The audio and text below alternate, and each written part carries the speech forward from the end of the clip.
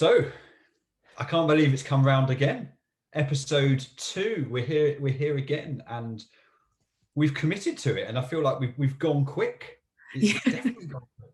So welcome to Coach Conversation, and over to Jenny. Say your highs. Happy December, everybody, as we kick off to post-lockdown for some parts of the country.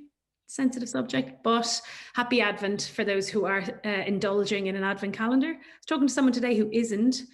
So that's a shame. That is a shame that they're not getting a piece of chocolate a day. Although their argument was valid. They thought that they should have a box of chocolates a day. I mean, can't argue that really, but what are your thoughts on a coaching Advent calendar? Well, I mean, what kind of stuff would you put in it? Would you put in it tips and tricks, or would you put in it just useful website? Like, what would you stick in your coaching Advent calendar if you had to make one? Oh yeah. I think from a social media point of view, you do something a day. Like I did that during lockdown for a bit. Podcast a day, paper a day. That was harder. Chapter a day. Yeah, I don't know. Gosh, I don't know. Would it be like a tangible thing? You know, where someone got to open. I think I like that feeling of like breaking into the little piece of card and pulling it out and going, yeah. But then what do you pull out? Like a whistle or old school? You only need one whistle, like a Fox 40, like a Porsche of whistles. But maybe Twitter accounts or so. Like who would be your one person that you would go, right, bang, I need to follow this person on social media? Who would be in your day one of your Advent calendar? Oh my gosh, Justin Bieber. No, I've taken your one, haven't I? You know, I'm hesitant to say somebody coaching because that's the typical answer, but it would lure towards somebody in the basketball world that maybe had dabbled in a bit of coaching, a bit of lecturing or teaching, so have the best of both worlds in that space. But let me think of a person that I follow. Also comedians, I love that. I love the buzz of flicking through like the serious side of my Twitter and then all of a sudden coming up with a joke, or somebody who posts a picture of something, or Jane Booth that I follow always posts animals. So I'll be flicking through and I'll be in like serious mode. Someone's published this, somebody's looking at this. Ooh, that's an interesting quote. And then all of a sudden I see like a sheep and she's named it and she's met it on some random walk she's having. But who I do, and it's only of late, was Nick Shackleton-Jones. He did a webinar for UK Coaching on the Friday morning, and he is just so funny. Just so, some of the stuff he comes up with, just a sentence or two, and I'm like, rolling in it. And very clever. Very clever. Oh, very clever. Yeah. And that was the hook. And then after that was like, humor and knowledge all in the one. I'm win-winning. That would be a good idea. You? Yeah, definitely Nick Shackleton-Jones be on the list. So How Learning Happens is his book. If you haven't come across him, it's currently literally on my bedside table as one of the 3 books on there. I mean, that's a topic in itself, isn't it? You know, kind of what book would you buy someone for Christmas that's a coach? But that definitely would be on my list, I think, as something I think is interesting. And one fact I think I will probably say, fact, it's not a fact, one thing that I would say I've taken from being a few chapters into his book is, in order to make learning a thing for somebody, is how do you make it memorable? How do you get into their effective system so that it creates some kind of emotion or memory? Because he talks a lot about how actually learning isn't really a thing, but we find a memory, a moment that links us back to that, and then it becomes a thing. So yeah, that's one of the key things for me. I think, how do you make learning memorable? And I think that's a fascinating question for coaches to explore. Massive. I remember actually, and I think he called it episodic memory, that moment. But what I think is cool, and that's a nice segue, is like we're coming from lockdown, where some of the coaching was virtual or no coaching was happening, into possibly the first session after lockdown. And yeah, we have this extra coaching hat where you be the jester possibly, or you're parking your own personal things to come into a session. How do you then marry your own expectations and kind of anxiety or excitement with going back to coaching with what needs to happen? Like, what do you think needs to happen in that first session? Yeah, it's a great question. I get nervous when I see people saying they've got to catch up. Well, what does that mean? Like, who have they got to catch up? That they are just them, who they are at this moment in time. And as a coach, you may have an idea of stuff, whatever that looks like in your world, that they might need to get better at or work on, or etc. But certainly working with the kids, I don't think there's a race. I don't think they've got to catch up. The big thing, I think, for me, and we've got coaching this weekend, first session back, and I'm away for my birthday, so I'm not disappointed I'm away for my birthday, otherwise my wife would come. But I am disappointed I'm not coaching. But the crucial thing for me has got to be just reconnecting. Surely that's the place that we have to start. Don't worry about catching up on fitness or hammering them with tactical things that they might have missed. Like, just surely it's focus on the social outcomes as a key driver. Like, where would you go with it? No, you're like totally on the same page. I'm thinking of conversations that I had with coaches where, like, some were worried about keeping the fitness up. Some were worried about, like, when we go back, whether that at the time was 2 months or 4 months. And now there's maybe a little bit more certainty in some spaces for them to say the lockdown was 4 weeks, or it could be a month. Like, I would hate to see those moments lost. Whatever you could gain in that virtual space, whatever rapport you could build, whatever cool, innovative, Zoomy things you came up with, like, don't lose that. Now, can we transfer that into your session? So if you opened with a "how are you" question on a Zoom, or highlighted the day, or I don't know, a fun question of some sort, could you just bring that into the session? Could you just open your session with, right, I'm very aware that you came from A to B now, or that you're nervous about being here, or we're coming back in, and the athlete may feel judged. The athlete may feel like, gosh, what's everyone else going to be like in what conditions? So just kind of bringing it back to normality and kind of going, right, I'm in the same boat as you. How's it going? Like, I've been away as well. I'm nervous about being here today. Seeing if there's an opportunity for you to connect with them to connect with each other. Like, I'm again going invasion there, but like, essentially, if you're in athletics or you're in cycling, you're still training in a group, maybe smaller group, but is there a chance for you to mingle with different people and connect? So something like that, I think, is so important.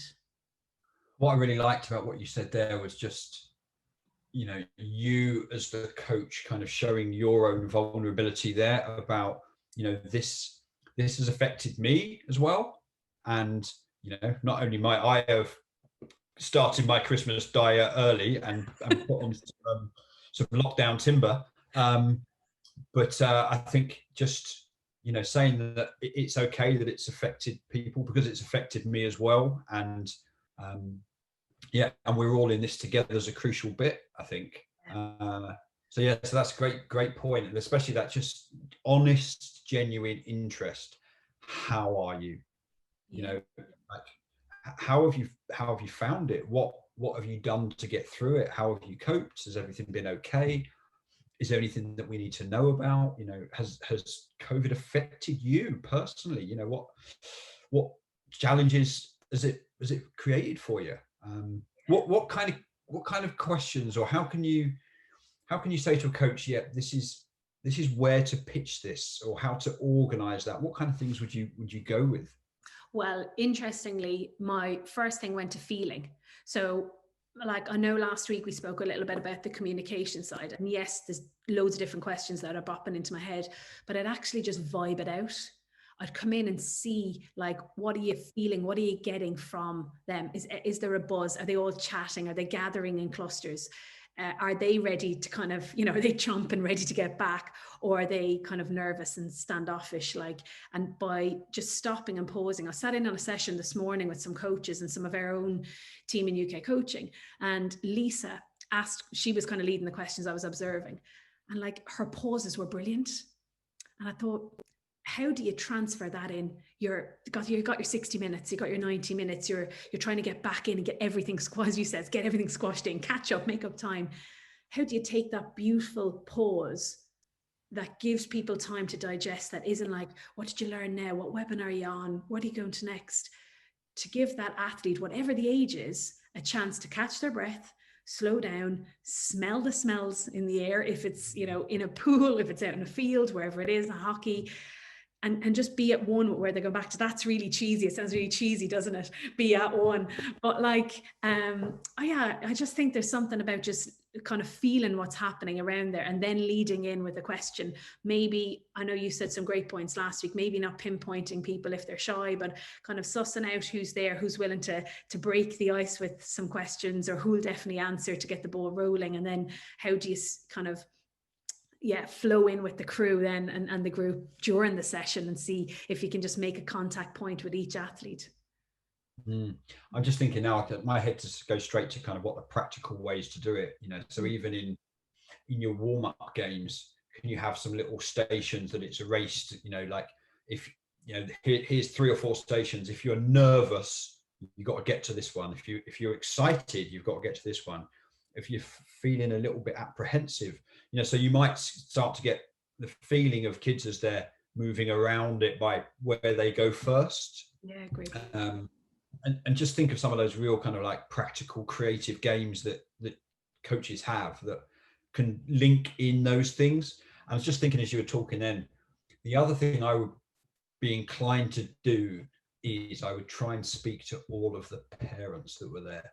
So I would probably get the kids playing the game as quick as they can, because they probably missed playing the game. You know, I would definitely avoid any kind of isolated drills, and I'd just get them back playing, and then just go and mingle and chat to the parents, just to find out, how are you? You know, has everything been okay? Because the impact on families and parents could be quite tough, and some might say and some might not, but that's okay. But, you know, there's a genuine connection with the parents. How are you? And how have they been? How have they coped? What kind of stuff have they been doing? Just to get a little bit of insight from a different kind of perspective as well. But those kind of self-managing games, you know, where they could just go play, you know, off you go, 3v3, go play, off you go. Yeah. And then just, you know, let the kids referee or however they manage it themselves. And I would definitely be finding time, I think, to chat to the others around, the parents, guardians, grandparents, whoever's come. Yeah, that's a great That's shout. a social distance. Of course, yeah. No, that's a great shout. And I think you can then from that angle then build, you know, some sort of structure into your sessions. And like, we don't know when competitions are going to come in. So kids, we know of that particular age, I say kids, could be adults too. They're so creative at putting stuff in. Some maybe more serious and associate, like, you know, this structured element as part of their game, but as part of their enjoyment. But I think on the whole, they'll come up with different challenges and constraints themselves and want to add this in here. And, you know, as you said, they're referee a game, one could coach a team.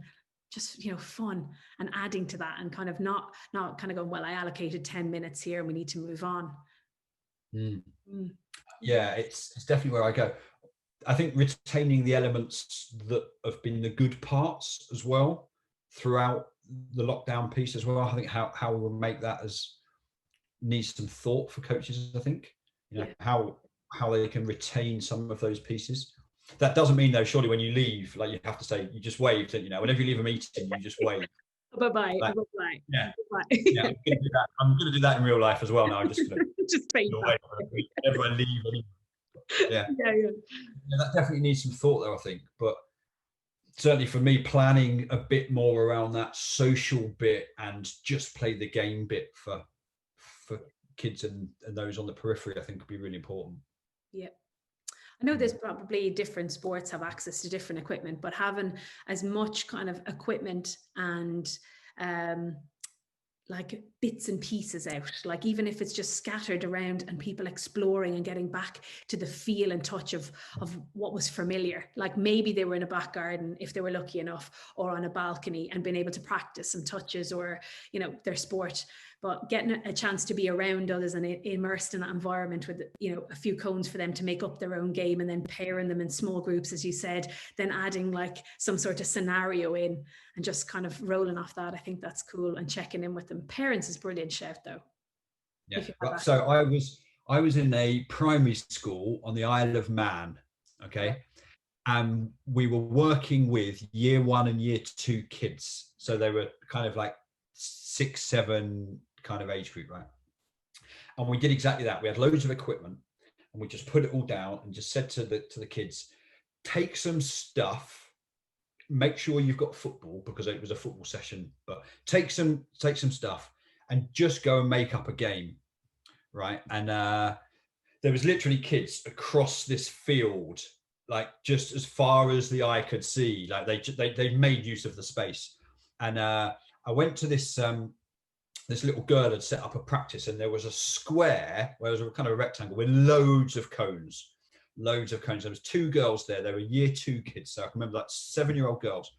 And I went over there and walked over, and I said, I want to play your game. This looks really cool. How do I play this? And the girl said, right. She said, you've got to start here with the ball, and you've got to get all the way round, in and out, in this way, all the way back to the start without touching any cones.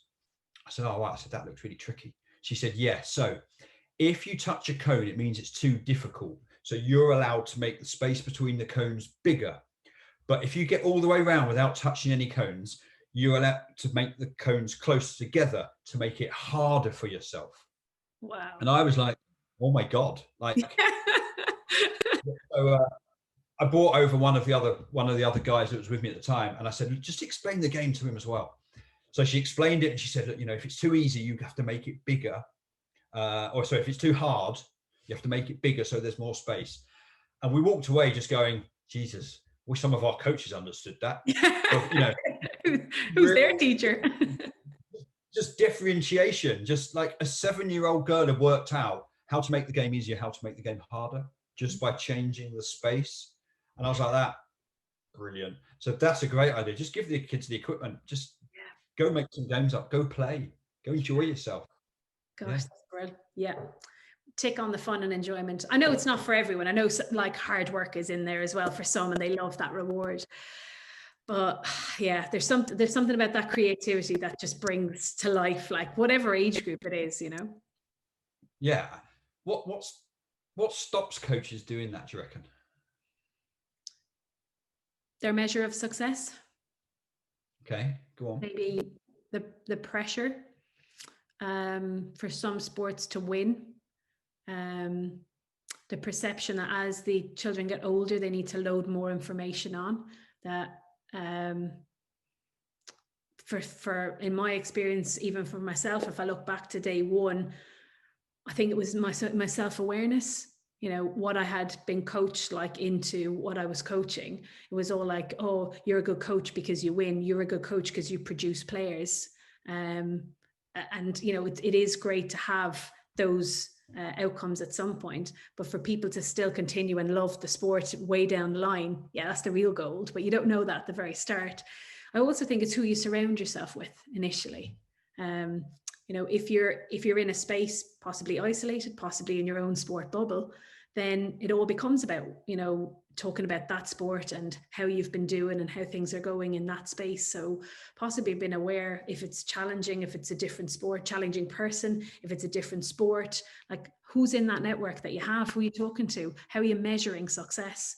You know, is it to do with your kind of reflection or your thoughts after a session? Who'd you share those with? Because every session is a success. Yeah. So wow, there's loads in that. I mean, you know that button where you can go back 30 seconds, go back 15 seconds. Like I've just hit that twice now to go back and read what you were saying there. So I mean, if you're watching this, then do that, because I'm going to need to do the same. So where do you start with that to try and change and affect your measures of success, where would you start? I'd have a good old download of where you currently are at, like a little check in with yourself. It's harmless. And maybe it may be hard, but it's harmless to sit with a pen and piece of paper and look at who your critical friends are, who's around you, who do you share with, what do you really think as success? How do you react when you win and lose? How do you react how do you measure a good session? Even like I said, honestly, there, if you get athletes to turn up at your session week in, week out, you are doing a great job.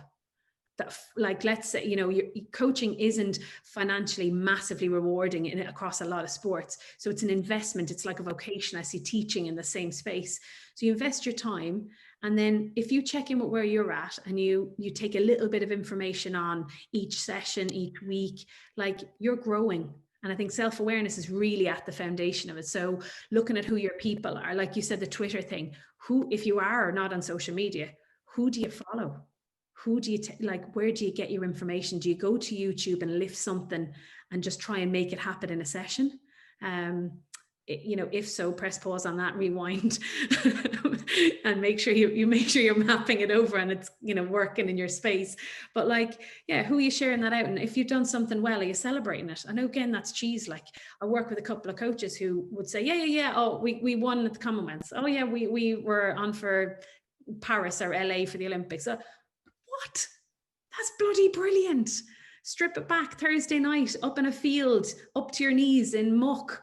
Like, that's bloody brilliant. You're getting 30 people to turn up, committed to your session because you're doing something awesome at it, which mightn't always materialize into medals and wins. What's your thoughts on that, Maura?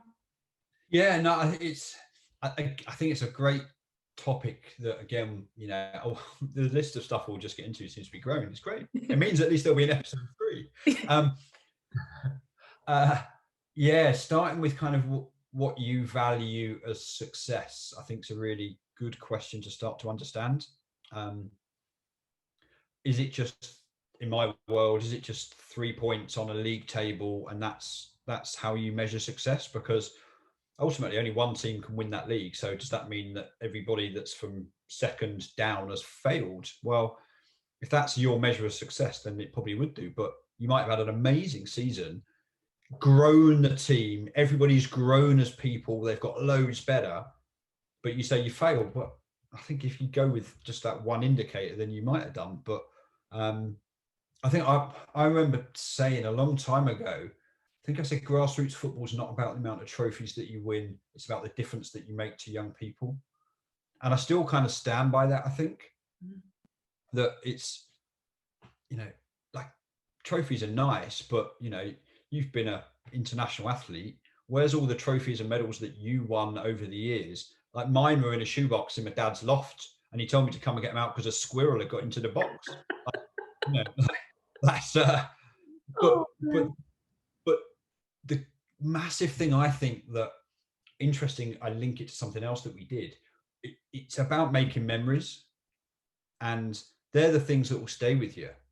It's about making memories. And we had one of the GB paddlers on Curious Coaches Club, another thing that we kind of been involved in, and he's won world, European, Olympic, like, he's won everything. And he said that his coach focuses on making memories.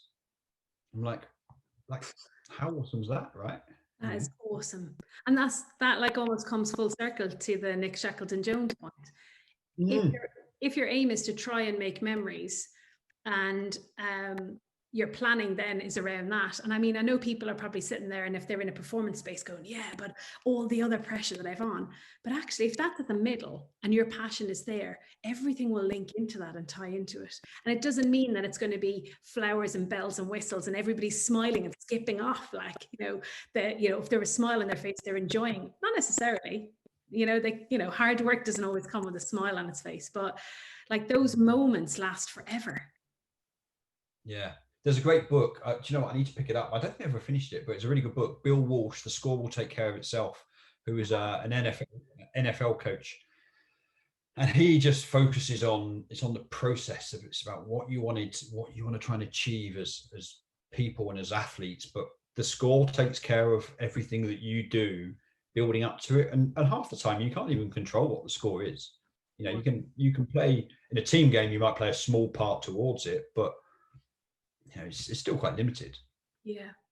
There's flipping to the teaching space, and speaking of books, a book that I read during the summer and did a book club earlier in the year to a few people was Some Kids I Taught and What They Taught Me, and talking about memories and moments, right? And sometimes you don't know how impactful those moments. So if a coach goes and plans you know, a session, I'm not saying it has to be like, again, not gestury and jovial and jokey, but you don't know immediately after that session whether somebody is going, how impactful that has been.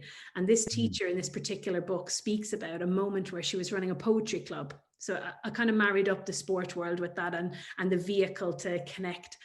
And what she did was she found that the children were really embarrassed about their writing poetry, but they wanted to be in the club. So when they wrote the poetry, she took it in, she typed it up, bordered it, and printed it off and put it up on the wall.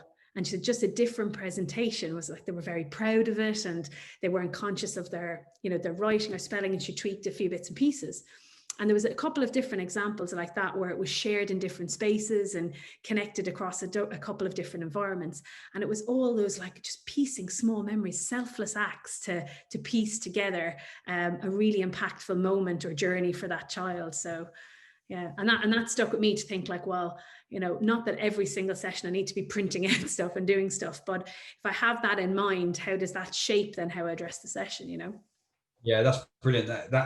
That's how I think we can start to evidence learning over time. It's that progress to see where someone has come from.